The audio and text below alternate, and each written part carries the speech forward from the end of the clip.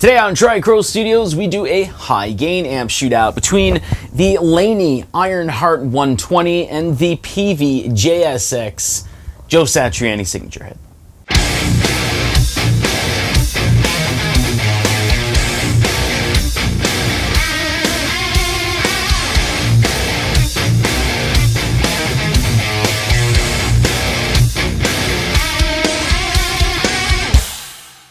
I would like to reiterate here that this is a high gain amp shootout, so you're not going to hear any cleans, any breakups, or any, like soft jazz or anything. This is just high gain geared towards metal. But I do have two sound samples for you today. The first of which is a more balanced EQ in drop C, which shows the JSX on the crunch channel, and the second of which is a little bit of a scooped setting in drop C sharp with the JSX on the ultra channel.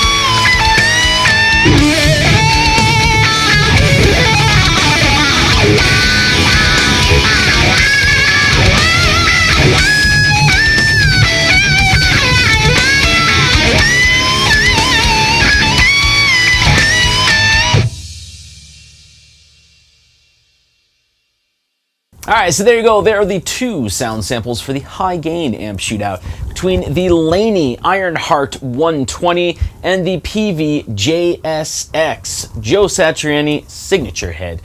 And don't worry, I have heard that Satriani just used the clean channel with pedals, but he did choose which amps to draw each channel from, so I mean, it's still a really good amp. So it's at this point in the video where I'd like to go over kind of what I've gained from doing a shootout like this. And with the Ironheart being, like the Laney being a British amp, and the JSX being an American amp, and yes, this one is made in the USA, not in China, although if it was made now, it'd be made in China. But I kind of knew that the JSX would have a little more high-end, a little more a little more low-end focus as well, where the Laney would be more focused on your mids and a little bit of the low end. I also think it's a little obvious that the JSX inherently had a little more gain to it, where the Ironheart, in order to get a high gain type of a sound, I'll generally either use the internal boost, which is what I did for this video, or I'll use like a TS9 or something like that in the boost setting. But I do generally have a lot of success with using the internal boost rather than using an Ibanez TS9 to boost the signal going into the amp. So there's, you know, if it's not broke, don't fix it. But yeah, for the Ironheart, you want to use a boost, either the internal or pedal-wise a boost. I also think that the Ironheart kind of doesn't have a bad reputation, although I've been told by numerous people it's a bad amp, don't buy it, which I definitely don't see that at all. It's a very versatile amp, very, very versatile and very favorable.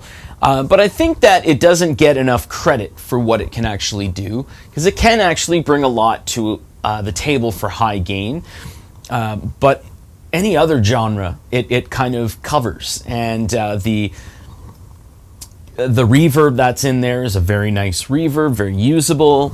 There is the confusion with some owners of the Ironheart where the dynamics and tone controls they think do something magic, but the dynamics control is literally just a resonance control, whereas the tone control, it is a presence control, so it doesn't make your amp float or anything. But both of these amps, I think, would actually mix well together. So if you had an Ironheart and a JSX, blending them together with the fact that you have more focus on the mids for the Ironheart and a little more focus on the low end and the high end for the JSX, they would actually fill quite a bit of space there. One thing I should mention here, with the JSX being a Peavey amp, and this is going to just annoy some Peavey users who are going to go, you know, I've owned Peavey amps for years and I've never had to do that.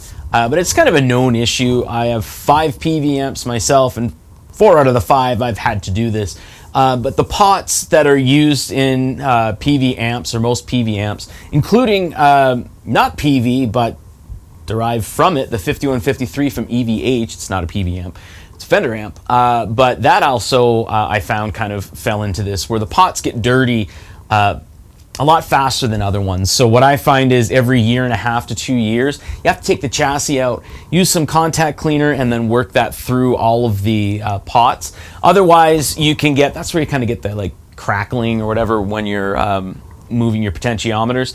But you just have to work that in to get some of it out, because what can actually happen is you can actually get dead spots where it'll cut out certain frequencies and cut out the signal with these amps, and that's actually one of the reasons why I haven't used the JSX as much, even though I bought it over a year ago. Anyway, that's all I really have to say here.